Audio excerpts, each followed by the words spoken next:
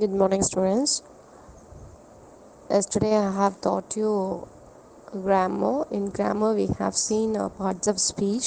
In that, I have taught you noun, pronoun, and adjective.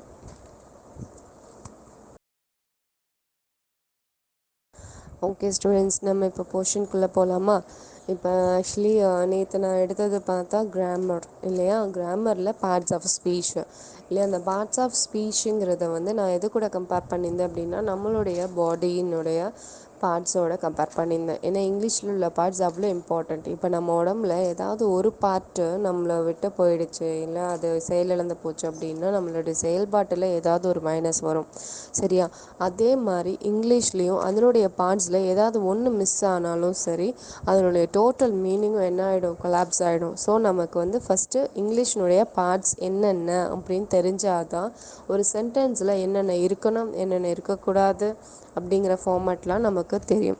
சரியா? First நம்ம வந்துட்டு அதனுடைய பார்ட்ஸ் என்னென்னு பார்க்கலாம். சரியா? ஃபர்ஸ்ட் வந்துட்டு நம்மளுடைய அதில் இருக்கிற பார்ட்ஸ் என்ன அப்படின்னா noun, pronoun, adjective, verb, adverb, preposition, conjunction, interjection. சரியா? இப்போ நம்ம உடம்புல இருக்கிற பார்ட்ஸில் தலை இருக்குது, கை, கால் இல்லையா? அதில் உடம்பு இல்லையா? இந்த மாதிரி இருக்குது. இப்போ தலைன்னு எடுத்துக்கிட்டோம் அப்படின்னாக்கா கண்ணு, காது, மூக்கு இந்த மாதிரிலாம் இருக்கும் இல்லையா? ஸோ இதில் ஒன்று இல்லைன்னாலுமே நமக்கு ரொம்ப கஷ்டம் லைஃப் லீட் பண்ணுறது. அதே மாதிரி தான் இங்கிலீஷும். இங்கிலீஷில் உள்ள இந்த பார்ட்ஸில் எது ஒன்று அந்த சென்டென்ஸில் இல்லைன்னாலும் அது சுத்தமாக மீனிங்லெஸ் ஆகிடும், யூஸ்லெஸ் ஆகிடும். சரிங்களா? சரி, இப்போ நம்ம பார்ட்ஸ் ஆஃப் ஸ்பீச்சில் ஃபஸ்ட்டு நவுனு, ப்ரொனவுனு, அட்ஜெக்டிவ் இது மூணுத்தையும் பார்ப்போம். ஏன்னா இதுதான் தலை மாதிரி. சரியா? இதுலேருந்து தான் நம்ம ஸ்டார்ட் பண்ணுவோமே. சரியா? சரி, ஓகே. இப்போ நவுன் பற்றி பார்க்கலாம். சரியா? இப்போ நவுன் பார்த்தீங்க அப்படின்னாக்கா இது வந்து நேமிங் வேர்டு அப்படின்னு சொல்லுவாங்க. என்னன்னு சொல்லுவாங்க? Naming word. சரியா? நம்ம வேர்ல்டில் எந்த ஒரு ஆப்ஜெக்ட்டுக்குமே பேர் இல்லாமல் இருக்காது. சரியா? எந்த ஒரு சின்ன ஆப்டிகல்ஸாக இருந்தாலுமே அதில் வந்து என்ன இருக்கும்? அதுக்கான பேர் இருக்கும். அந்த பேரை நம்ம வந்து எக்ஸ்பிளைன் பண்ணக்கூடியது, அதாவது அதை எக்ஸ்பிளைன் பண்ண முடியாது, தட் இஸ் அதில் ப்ரெசென்ட் பண்ணக்கூடியது தான் வந்துட்டு என்னது? நவுனு. சரியா? ஸோ இப்போ நம்ம யாரையாவது பற்றி பேசுகிறோம், எந்த பொருளையாவது பற்றி பேசுகிறோம், இல்லை எந்த ஊரையாவது பற்றி பேசுகிறோம். நம்ம ஜஸ்ட்டு அது இதுன்னு பேச முடியுமா?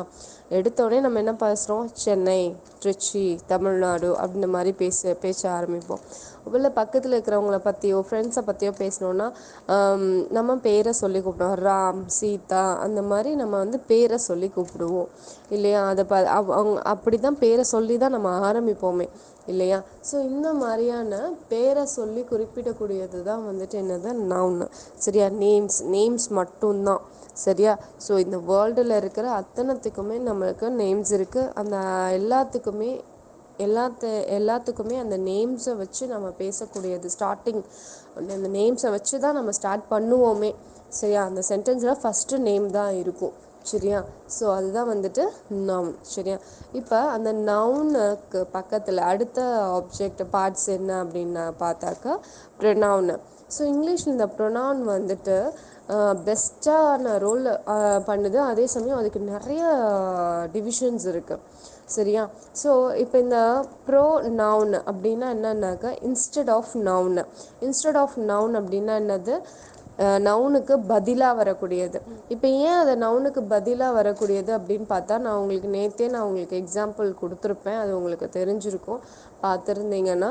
ஆக்சுவலாக ராம் இஸ் அ குட் பாய் அப்படின்னா அந்த இடத்துல நம்ம ராம்னு நம்ம சொல்லிக்கிட்டே இருக்க முடியும். Ram is a good bye, Ram is studying in BHEL matriculation, Ram is 8 years old, Ram is studying 4th standard அந்த மாதிரி பேசுவோமா? நம்ம என்ன சொல்லுவோம்? ஃபஸ்ட்டு சென்டென்ஸுக்கு மட்டும்தான் ராம் சொல்லுவோம் இல்லையா? ராம் இஸ் அ குட் பாய். அடுத்த சென்டென்ஸ் என்ன சொல்லுவோம்? He is studying in BHEL matriculation, his parents R employed, he is my sibling இல்லையா? இங்கே பாரு, இந்த இடத்துல ஹிஸ் மை சிப்ளிங்கு, மை அந்த அந்த மாதிரியான வேர்ட்ஸு இதெல்லாம் வந்துட்டு எதுக்கு வருது அப்படின்னா இந்த ராமுங்கிற பேருக்கான சப்ஸ்டியூஷன். அதாவது ராமுக்கு இன்ஸ்டடாக வரக்கூடிய, ராமுக்கு பதிலாக வரக்கூடிய வார்த்தைகள் இதெல்லாம். சரியா? ஸோ இன்றைக்கி நான் வந்து அந்த இதை போஸ்ட் பண்ணுறேன் உங்களுக்கு. இது ப்ரொனவுனுடைய டைப்ஸ் என்னென்ன அப்படின்னு சொல்லிவிட்டு அதை நீங்கள் ஜஸ்ட் நோட் பண்ணிக்கோங்க. சரிங்களா? சரி. ஸோ இந்த மாதிரி நவுனுக்கு பதிலாக வரக்கூடியது தான் நம்ம என்னன்னு சொல்லுவோம், ப்ரோ நவுன்னு சொல்லுவோம். சரிங்களா? நெக்ஸ்ட் ஒன் நம்ம அட்ஜெக்டிவை பற்றி பார்க்கலாம். அட்ஜெக்டிவ் அப்படிங்கிறது ஒன்றும் இல்லை. இப்போ நவுனை பற்றி நம்ம என்ன பேசுவோம், நார்மலாக ஒரு பர்சன் இருக்காங்க அப்படின்னா அந்த பர்சனை பற்றி நம்ம என்ன பேசுவோம் சொல்லுங்கள்? அவங்களுடைய பியூட்டியை பற்றி பேசுவோம், அவங்களோட டேலண்ட்டை பற்றி பேசுவோம், அவங்கக்கிட்ட இருக்கிற எந்த ஒரு பொருளினுடைய குவான்டிட்டியை பற்றி பேசுவோம் இல்லையா? அவங்களுடைய ஷேப்ஸ், அவங்கக்கிட்ட இருக்கிற பொருளுடைய ஷேப்ஸு, இதை பற்றி தான் பேசுவோம். ஸோ இதைத்தான் நம்ம என்னென்னு சொல்கிறோம், அட்ஜெக்டிவ்னு சொல்கிறோம்.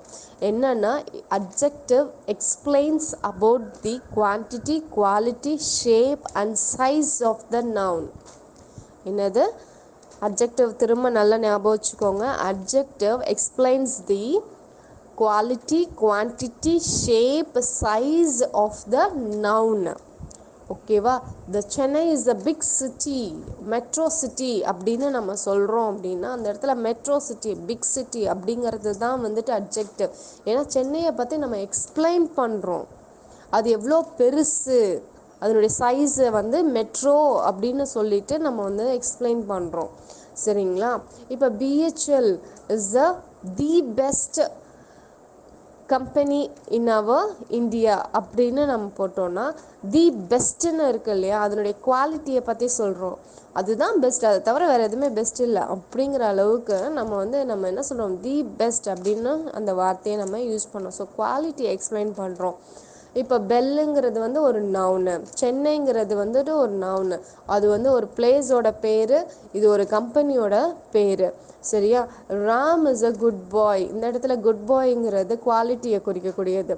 ராம் இஸ் அ டால் பாய் அப்படிங்கிறது அவனுடைய உயரத்தை, சைஸை குறிக்கக்கூடியது. Ram is a fat boy அப்படின்னா அவனுடைய ஷேப்பை குறிக்கக்கூடியது, அவன் குண்டா இருக்கான் அப்படிங்கிறது. சரியா? ராம் ஹேஸ் 2 பென்சில்ஸ் அப்படின்னா அந்த பென்சிலினுடைய குவான்டிட்டி எத்தனை, 2 அப்படின்னு குறிக்கக்கூடியது. ஸோ இந்த மாதிரி எக்ஸ்பிளைன் பண்ணக்கூடியது தான் என்னது, அட்ஜெக்டிவ். சரிங்களா? ஓகே ஸ்டூடெண்ட்ஸ், இது எல்லாமே உங்களுக்கு நான் ஏன் வந்துட்டு பிகினிங்லேருந்து எடுக்கிறேன் அப்படின்னா இது எல்லாத்தையும் தெரிஞ்சால் மட்டும்தான் உங்களால் லைஃப் ஃபுல்லாக உங்களால் வந்து லீட் பண்ண முடியும் இந்த இங்கிலீஷோட. சரியா? இங்கிலீஷ்னால் ஃபஸ்ட்டு என்னென்னு தெரிஞ்சுக்கோங்க. நம்ம கொலோக்கியலான லாங்குவேஜ் தான். நீங்கள் தமிழ் எப்படி பேசுகிறீங்களோ அதே மாதிரியான லாங்குவேஜ் தான் இங்கிலீஷும். நீங்கள் இதை கற்றுக்கிட்டீங்க அப்படின்னா ரொம்ப அழகாக நீங்கள் வந்து பேசலாம். சரியா? இப்போ நாங்கள் வந்து நேரில் கிளாஸ் எடுத்தோம் அப்படின்னா உங்களுடைய ஃபேஸ் ரியாக்ஷனை வச்சு நாங்கள் வந்து புரியுதா புரியலையான்னு எங்களுக்கு வந்து அண்டர்ஸ்டாண்ட் பண்ணிக்க முடியும். ஆனால் எங்களால் இப்போ வந்து ஆன்லைனில் தான் கிளாஸ் எடுக்க முடியுது because of this lockdown.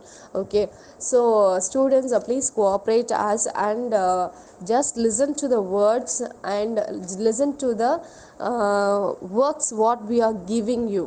Okay, whether I am not giving or giving the homework, you just listen to the audio several times and understand what I am talking to you. Okay, actually I am giving the homework, but many of them are messaging me individually that miss what is the homework, miss what is the homework, like that you are asking several times. Please avoid that. Okay, listen to the audio. Already last week itself I have informed you to write 4-line note. If you are not having a 4-line note, take a ruled note and write the handwriting and submit it every day. I have asked you to do it, but none of them did that. And daily if I am giving a write-ups, you have to write in a note and you have to show me the clippings of it that you have written. Okay, I have noted down the names who are all didn't attend the classes in a concerned dates. Okay, so students cooperate us and give the attendance daily, not as a present ma'am, I am absent ma'am.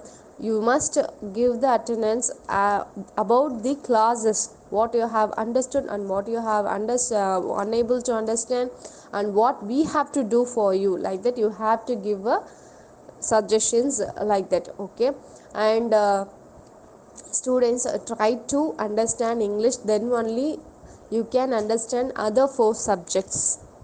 Okay, so please be concentrate on listening this grammar part. It is very very very important. I'm going very slowly only, I'm not rushing up. Okay, if you are not able to understand, please convey me that you are not understand, you are unable to understand. Okay, and again I'm saying today's homework I'm giving you, don't make a call or message to explain me again about it. Listen to the audio first. If you are unable to listen to the, that is, if you are unable to understand the audio, that moment you ask me about what is this ma'am, what is that ma'am, like that.